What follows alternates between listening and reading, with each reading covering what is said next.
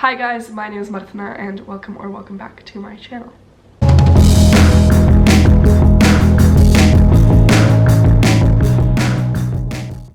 I'm currently in Italy.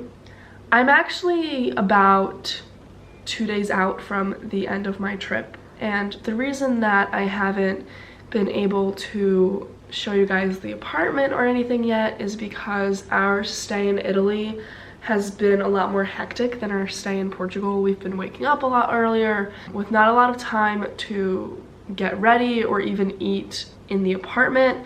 We've been rushing out to see all the attractions and coming home pretty late, or when we are home, it's just like weird gaps of time. My parents are home. Yeah. We were actually supposed to also be doing that today. We were supposed to be in Florence in like an hour or so, but when we got to the train station to buy tickets, we realized that they were a lot more expensive than what it said they would be online. So it was reaching close to like 300 euros, which is something like 350 US dollars. Incredibly expensive and honestly not worth it for just a day trip. Instead, my family and I decided to go to the regular train station. My parents went their separate way. I came back to the apartment. I've just been relaxing and I'm going to get ready because I honestly haven't done my hair or makeup since I've gotten to Italy. I'm gonna go get a calm breakfast somewhere, maybe get a mimosa, because I'm trying to appreciate the fact that it's legal to drink here while I'm still here. And then I want to do some shopping for souvenirs. I've pretty much not gotten any souvenirs yet for my closest friends because I don't know if this is gonna make sense to you guys, but it makes sense in my head. A lot of them have personalities that are way closer to Italy than Portugal. Like they would like things from here way more than from Portugal, and I just haven't had the time to do that yet. Since I've gotten most of my personal clothes shopping out of the way and I just have like a few little things that I have my eyes on, today is the perfect time to get that all sorted. Before I do any of that, I'm gonna show you guys the apartment. Please excuse the fact that it's lived in already. We've been here for quite a while.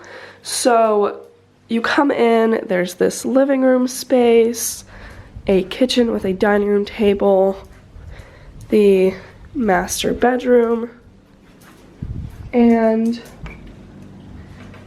the bathroom. The only downside has really been the fact that the shower is so slim and the drain doesn't drain all the way. This apartment is definitely far more decked out than the other one. There's an AC unit, which is really nice because it's been hotter here than it was in Portugal. And on that note, I hope you guys enjoy the recap of my stay here. The first thing that we saw was the Trevi Fountain because our apartment was actually located right next to it.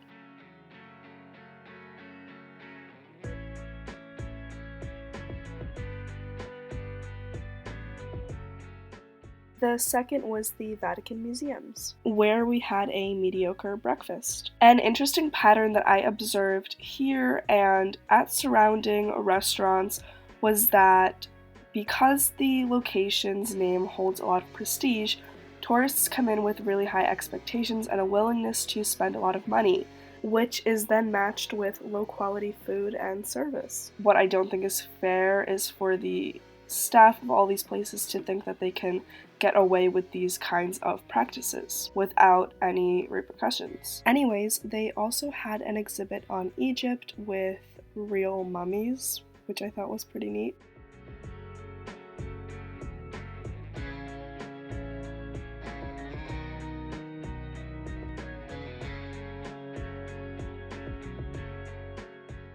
Along with all of these statues, I went to a classical high school in New York City where I had the option to learn either Latin or Mandarin, and I chose Latin because it was significantly easier. And although I always questioned why I was investing so much time into learning a dead language, it was really cool to come to this section of the museum and see visuals of everything that I learned about. We also got audio guides for this and for a lot of other attractions in Europe. They are a purchase that I would usually skip. However, now I 100% recommend, just because they amp up the experience. This arm reminded me of Call Me By Your Name. Here they had a few of Dali's pieces. Next was the Sistine Chapel. It is strictly prohibited to take pictures or videos in there because that is what the people who renovated it years ago decided. But I did get to see the creation of Adam by Michelangelo in real life for the first time. Really awesome experience. Here they had a variation of old modes of transportation that previous popes have used. They even had the one that Pope John Paul II was shot in. I just felt like it was disrespectful to film it and put it in here. Third was St. Peter's Basilica. This is an iconic statue of Mary holding Jesus called the Pieta. Sorry for my pronunciation if it's wrong. The Basilica is also the largest church in the world.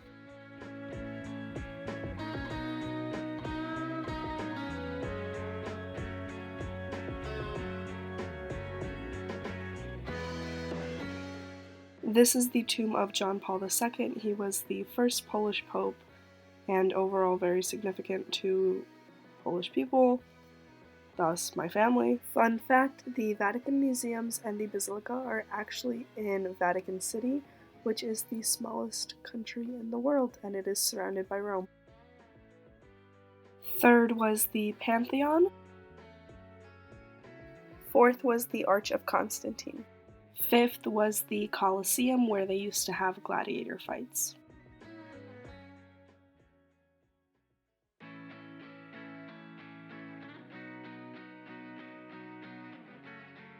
Sixth was Palatine Hill, which is where wealthy Romans used to live.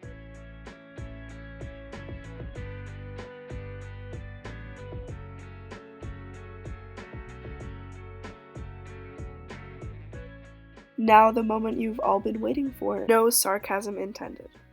Here in that top window, second from the right, is Pope Francis. Honestly, this was a very underwhelming experience. We waited for about 2 hours in the scorching heat because they kept postponing the Mass, and then they said that the Mass would actually happen after the Pope's blessing. So he did the blessing. It was like 10 minutes long and all in Italian. My mom and I ended up going into the church for like 20 minutes. Mass never started and we went home. The people here, like in Portugal, drive absolutely insane. It's unsafe for both pedestrians and drivers. We mainly walked everywhere, but we also took a lot more taxis than we did in Portugal, and then we did take public transportation a few times. The food here really was mainly pizza and pasta, except you didn't feel heavy after it. My favorite restaurant that I went to was this place called Don Pasquale. It had the exact vibe that I want to have in my future living room one day, except if you were to replace the blue couch with a green emerald couch. Here I had a 4-year aged glass of Chardonnay that cost me like 11 euros or something like that. It was kind of crazy. I did shop at 2 of the many Brandy Melville locations in Rome. The first one was super underwhelming, but I went to go search for a bag that I originally saw in Portugal at the second one, and it was great. Also shopped at Zara a little bit, but because of the money conversion, it wasn't really worth it. My last day in Rome is coming to an end. I just have to shower and pack, and then tomorrow morning we're leaving. Have to dump out a ton of my toiletries because they are just creating a lot of extra weight in the big luggage. Not gonna dump out anything expensive, but a lot of it is almost fully used anyways, and like contact solution I buy like 3 for $10 at BJ's, so I don't mind throwing that out. Weirdly out of breath because I just went and finished up some super last minute souvenir shopping.